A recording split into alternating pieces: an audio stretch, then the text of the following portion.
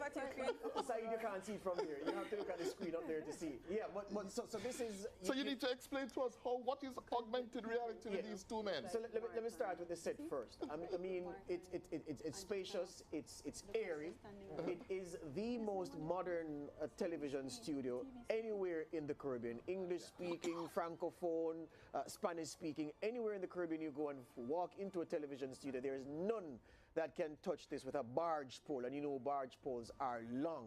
We have all the technology here to make us a cut above the rest, and then when you put the talent that we have on top of it, it's almost a guaranteed thing. The augmented reality is a virtual feature. No, Cliff wanted us to be able to talk to Andrew Holness or Mark Golding, depending on how the election goes, but we're not quite there yet, but we're going to get there eventually. But what will happen is that the figures you see, the gentleman standing on the stage later will be the winner. So we'll be able to project that image of Mark Golding or Andrew Holness in the way that we've displayed here as the evening grows old and the picture becomes clear in terms of where most Jamaicans have cast their ballots on this day of our Lord, September 3, 2025. There are the two main contenders for power tonight, yeah? Mark or Andrew. Also, there's another element to the set, yes? Yeah. That I hope our director is ready for us. If we were to say the JLP's candidate in central Manchester, Rhoda Moy Crawford, has won. Yes. Has retained her seat. Yes. What will happen? Well, what will happen is that Rhoda Moy Crawford, well, we'll There have... it goes. Yes. You notice what is happening? It's turning green. The lights. Yes. The lights. So if you look at under the Revo TV sign, because I know some of you maybe, there's so many colors, so it's hard to pick up, Cliff. So look at the studio. That's it. The lights all around have turned green, and that indicates that a seat has been called for a JLP candidate. Clearly, if the seat is orange, then the lights will be orange. So we have that added feature to jazz up the production that we're presenting. There Look, it is. you talk about the power struggle. There's the orange light. You talk about the power struggle, Cliff. I'm going to go one further to say that given that this is our debut show from what will be our home set, it's also an announcement to our rivals, the traditional TV powers, that we're coming for you. We have the talent, we have the technology, and we are coming. Usurp means to seize wrongfully. We won't usurp you because it's nothing that we're seizing wrongfully. We're coming to overthrow. And this is a message this evening. This is a democratic country. I exercise my democratic right today. Let me speak democratically. I'm sending a message that we are here and we're coming for the throne. That's all I'm saying. Thank you. All right, so we're going to take our first break. It is just about, what time is it? It's 6:45. 5:45. We should start having some early results in another 15-20 minutes, okay?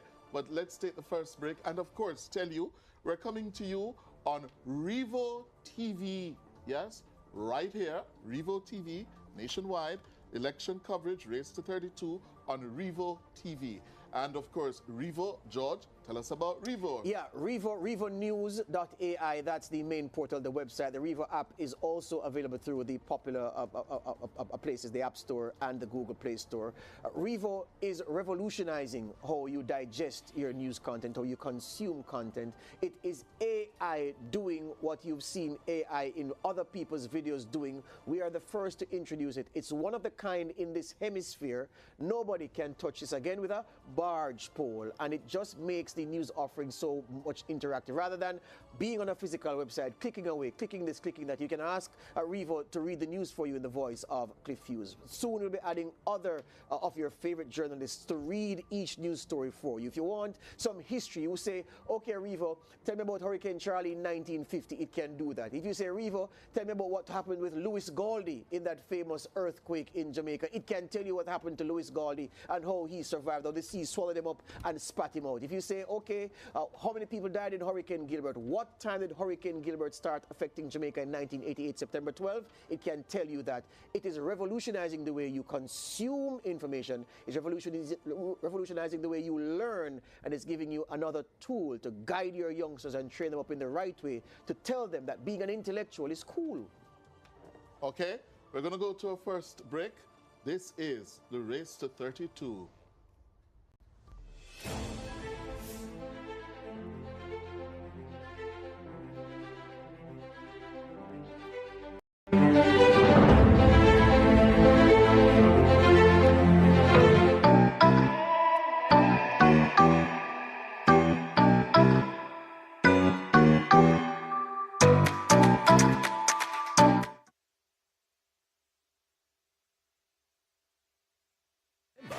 Discover how sustainable agribusiness, global reach, local impact is transforming our future. At JF 2025, the Jamaica Agribusiness Investment Forum, explore financing opportunities, forge powerful partnerships, and connect with global markets ready for Jamaican products. Join us in Montego Bay, September 17 to 19, and plant the seed that will take your agribusiness to the next level. Register today at agribizjamaica.com. Let's grow Jamaica's agricultural future together. The National Family Planning Board now presents a parenting tip from Ralph Waldo Emerson. Men are what their mothers made them. PBCJ's Studio National is an excellent soundstage with a reputation for producing superior acoustics. Equipped with the blue and green screens, it facilitates digital insertion of visual effects and exciting backgrounds in post-production.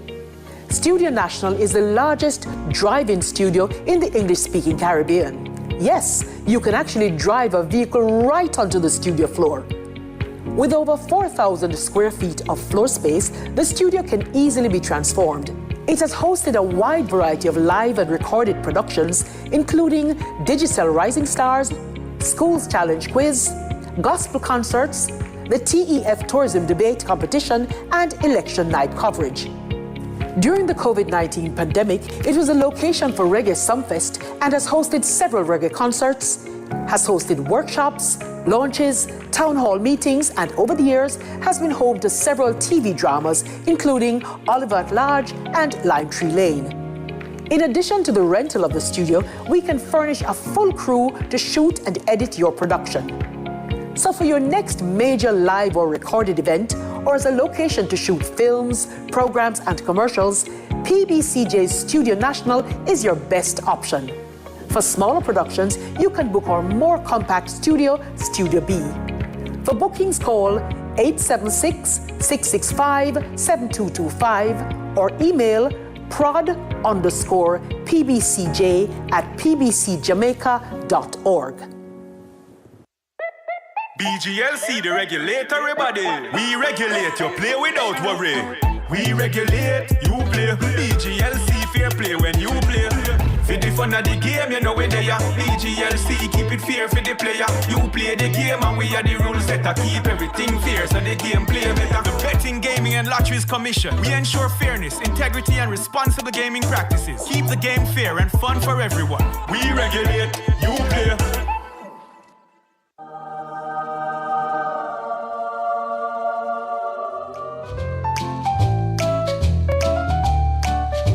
Did you know that reading is for everyone? Whether you're a student, a professional, or simply someone looking to expand your horizons, reading is for you.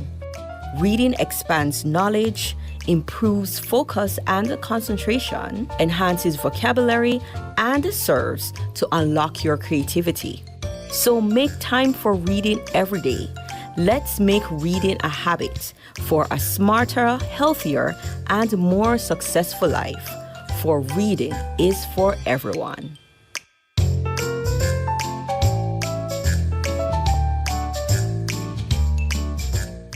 Denise Williams here, inviting you to join us on Financially Focused, the ultimate destination for go-getters who are ready to take the step-by-step actions to master your finances and create a family legacy.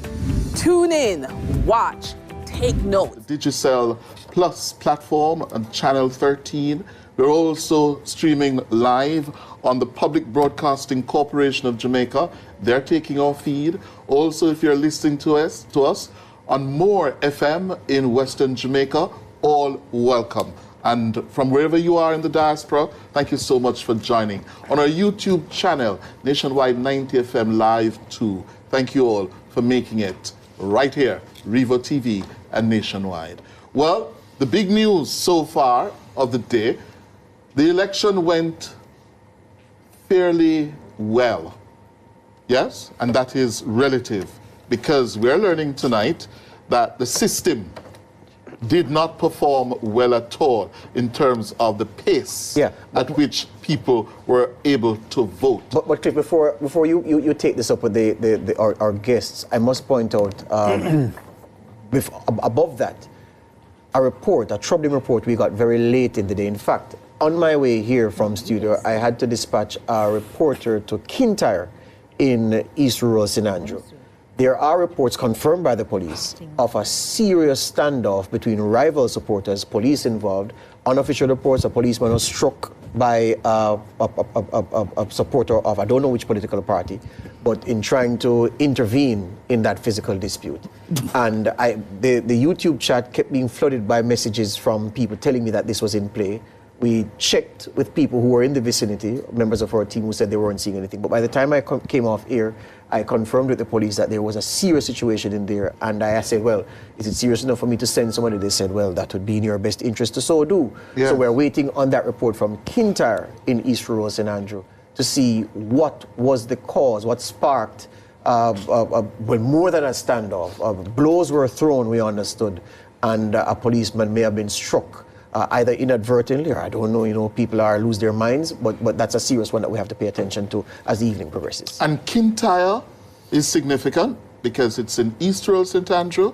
It's a battleground seat where the incumbent, Juliet Holness, yes, is up against the young attorney at law from the People's National Party, Patrick Peterkin. Yes. Yeah? It is a real battleground. The opposition leader was in there. Yes. Throughout the day today. Yes. And it's a division tensions have been high. And it's a division that was won by the PNP in the local government election. Yes. So they are looking to shore up their support there as they try to build enough votes across the constituency, the divisions, to take the seat from Juliet Holness. So that's something that we need a word on. Our producers are checking to see what the real situation is in Kintyre. But yeah, the system, and I'm sure Kevin and Nadine have something to say about the numerous calls I got while I was on here, and I'm sure you got them during your shift, about just how painstakingly slow.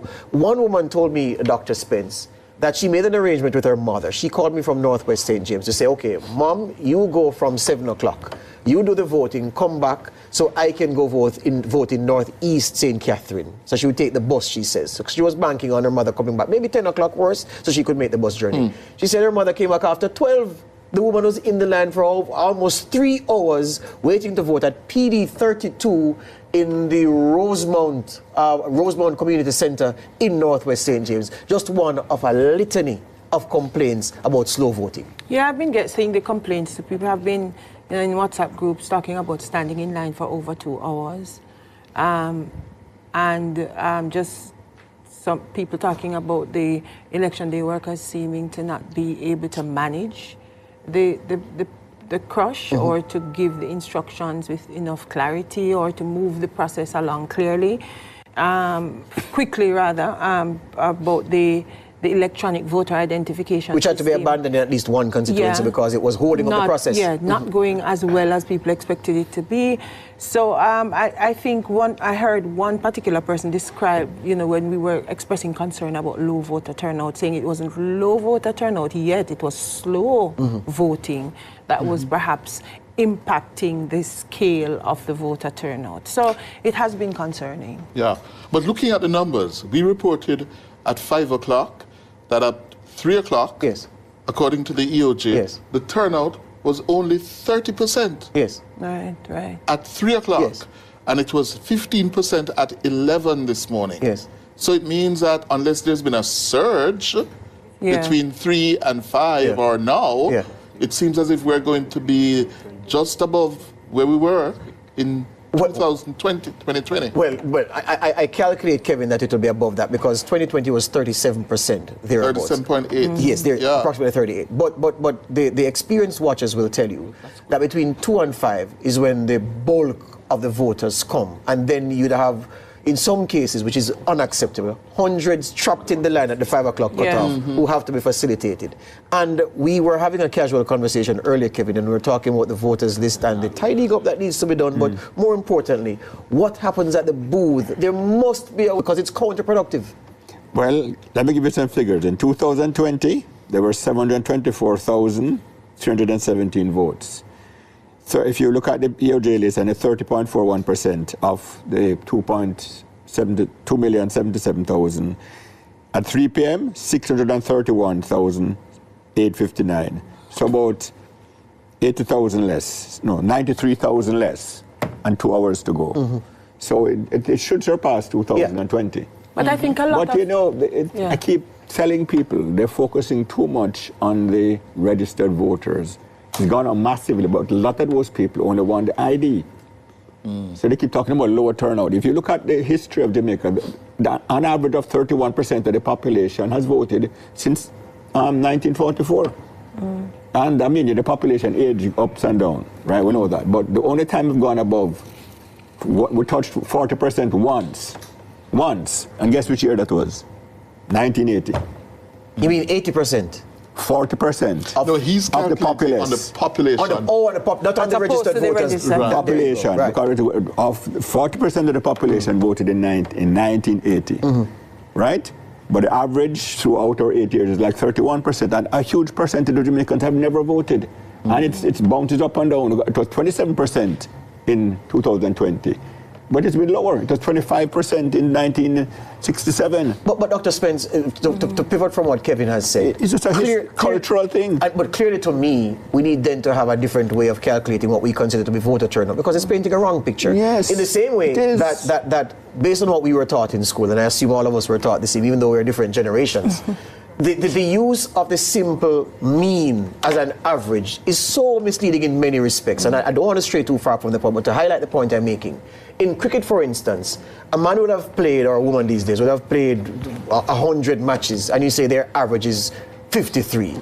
What it is saying to you is that each time this person goes to the wicket, they are likely to make about 53 runs, which is wrong. The average that you need to use is the mode. What is the score that they've made most frequently? So I'm saying that that difference in how you calculate this thing is necessary, because as Kevin said, and I really agree with that point of view, if you have 2 million plus registered voters, and then at the day you say, oh, voter turnout was 38% and this is the problem. That's not the problem. So you calculate the number of people who are actually on the voters list, who intend to vote, who actually go and exercise their franchise. Not a man or a woman who registers to vote because it's the only form of legitimate identification that they have in their possession. I'll give you another statistic. In 1989, 45% of the population was registered to vote.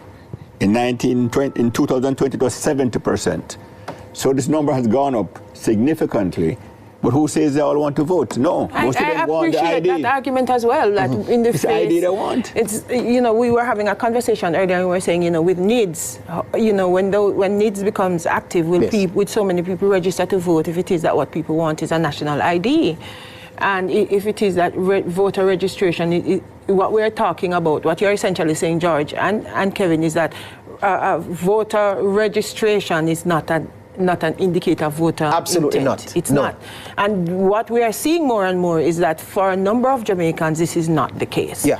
I also believe, perhaps because I have seen democracy. I remember some years ago I was in Prague, and one of the conversations that we were having in that is how the young people in Prague, present day, had totally turned their backs on the revolution and were not voting and had taken the revolution for granted. I had been in South Africa where that conversation was being had as well, about how as time progresses and as we move away from the point of the critical change to democracy, people had become kind of you know, just not interested in that part of the democratic process, which doesn't mean they're not interested in the democracy.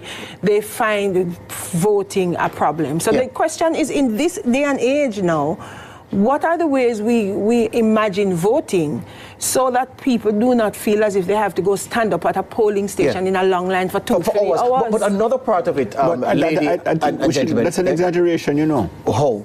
A few people, a few places that had to stand up a long time. I can bet 95% of the places it was not long lines. We should not exaggerate the few difficulties. No, but Kevin, I had to wait more than 5 minutes hold on, to vote. No. Remember, we are front-facing, interfacing with the people who have these frustrations, and I'm telling you. I'm not saying it's not important. No, but don't paint the wrong picture. Don't. I appreciate the clarification, but it is important. But here's another part of it.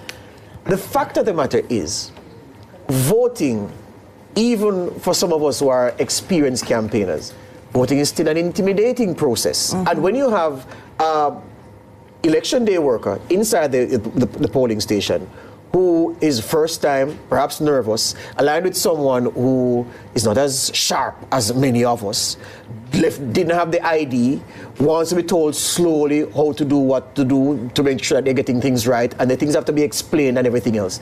This also retards the progress of all the vote. It can't be a disagreement. That's not an opinion, Kevin. It's a fact. I took my daughter today for the first time to vote. It took her 5 minutes. That's your daughter, Kevin. I'm saying, what about a 53-year-old man who can read?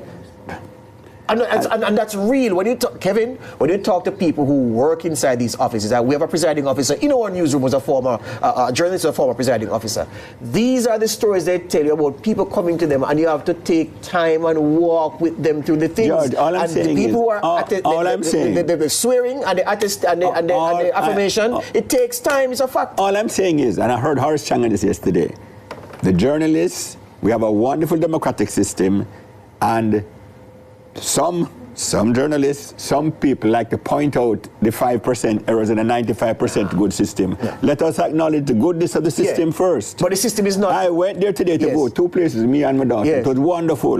No the free and easy, the but orange and green pleasing each other. There and yes, sir, and I'm thinking maybe 5%, about 5% more than that. It's more than that. It's just by our unscientific stuff. It's more than that. The few people are going to complain. The 95% are not going to complain. Don't paint the wrong picture for the public. Kevin, it's not a wrong picture. It's a real thing. The 5%, yes. Kevin, is this how it's going to be tonight? But Cliff, hold on, Cliff. Let the point be made.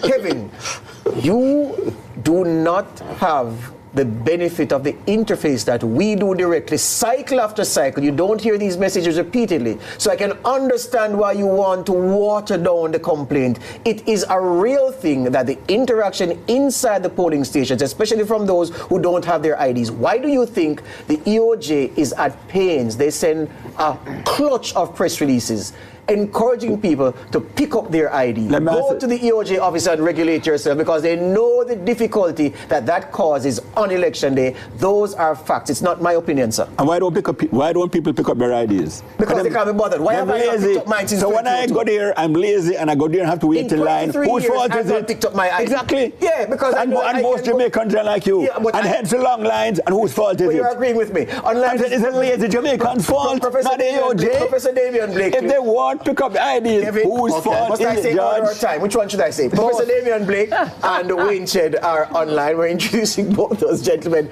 to the discussion. Professor Blake, my friend, good evening, sir. Good evening, George. Good evening, Cliff. Hi, Wayne.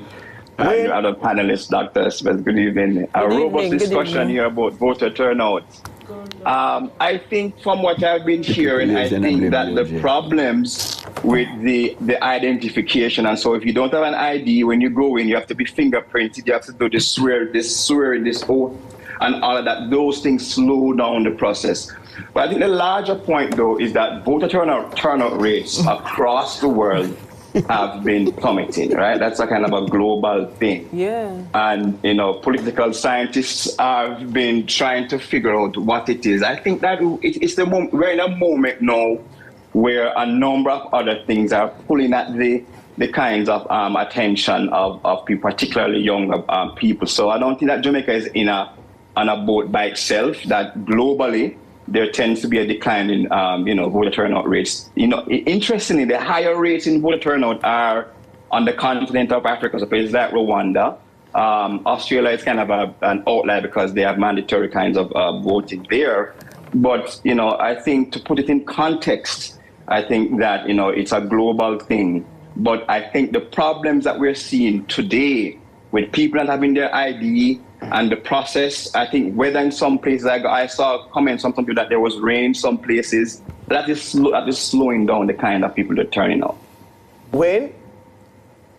I think there are multiple factors.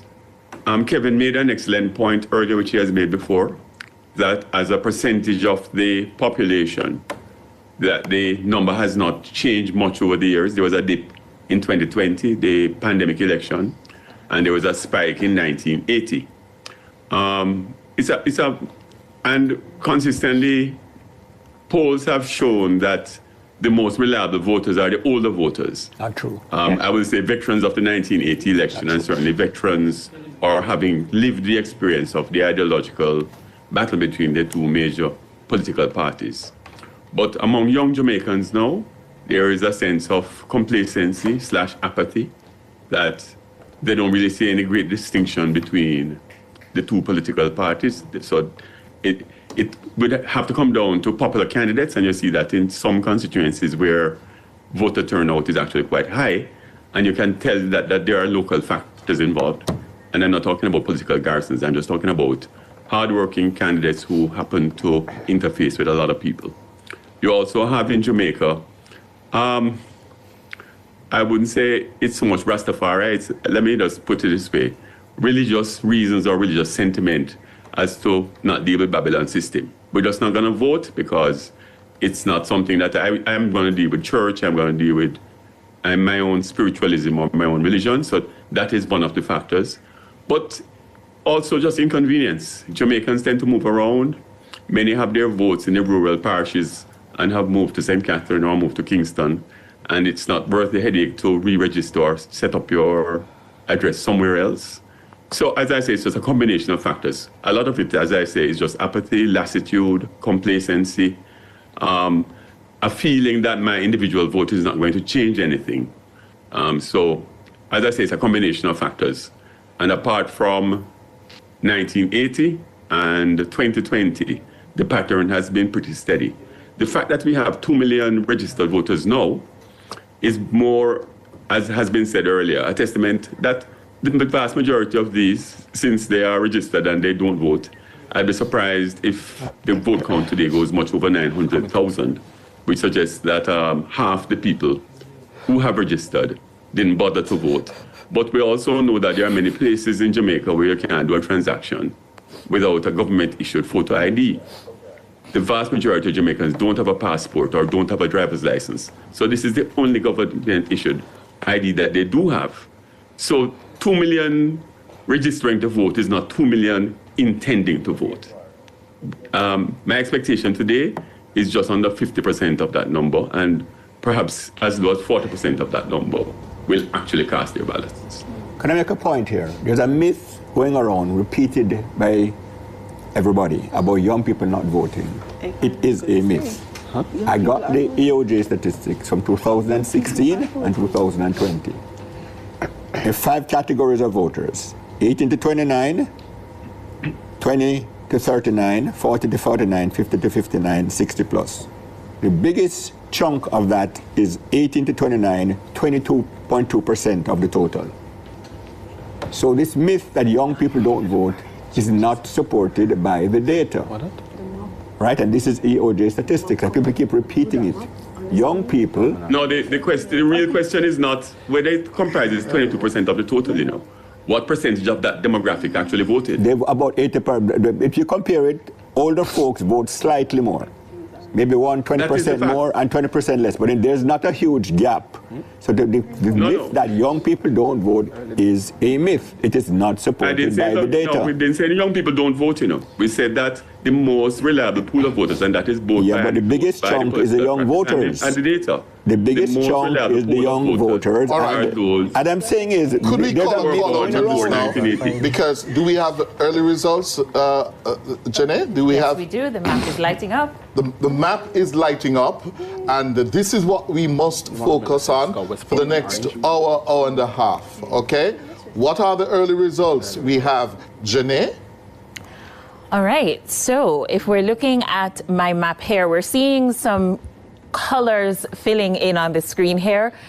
To the viewers, where you see the color, that indicates the party that is ahead at this time. Now, this is very, very early days. So starting in the west, we have numbers coming in from Westmoreland Eastern, just a few boxes counted, and really only 6 votes separating Dayton Campbell from the JLP's candidate Daniel Lawrence in that constituency. So we're very, very, very early on. But do we know how many boxes those are from? What numbers? Or what percentage of the vote? Like how many votes? That's not being registered just yet, but we can have an update for you the next time we go to the map. For each? Right, so in that seat there, 259 votes so far for Dayton Campbell, 253 so far for JLP's Lawrence. So early numbers coming in from that constituency there. In St. Anne Southeast, we're also getting some numbers there very, very early. This is just one box. So we're seeing 44 votes for the PNP candidate Russell and only 9 votes for the JLP candidate there, Peart. All right, if we go a little bit further east, all the way east to St. Thomas Eastern, we're also seeing some early numbers coming out. The PNP candidate is ahead right now with 201 to Dr. Michelle Charles 166, but again, very early numbers. These numbers are quite low. It suggests only a few boxes have been opened, but the map is starting to light up, and as we get more data coming in, we'll give further updates. All right, so we're going to go now to the young people team. Their perspective on how the day went and this debate we've been talking about voter turnout. Let me hear it from the youngsters. Yes, Cliff. You know, very interestingly, you see, you're over here laughing, and you're going to find out why soon. But laughing at us? Oh, absolutely not. Well, we're talking about myth, but I was wondering, like, why not just come to the young people and ask? Yeah, like, why not? So, Swell, first, let me start with you. This idea that young people are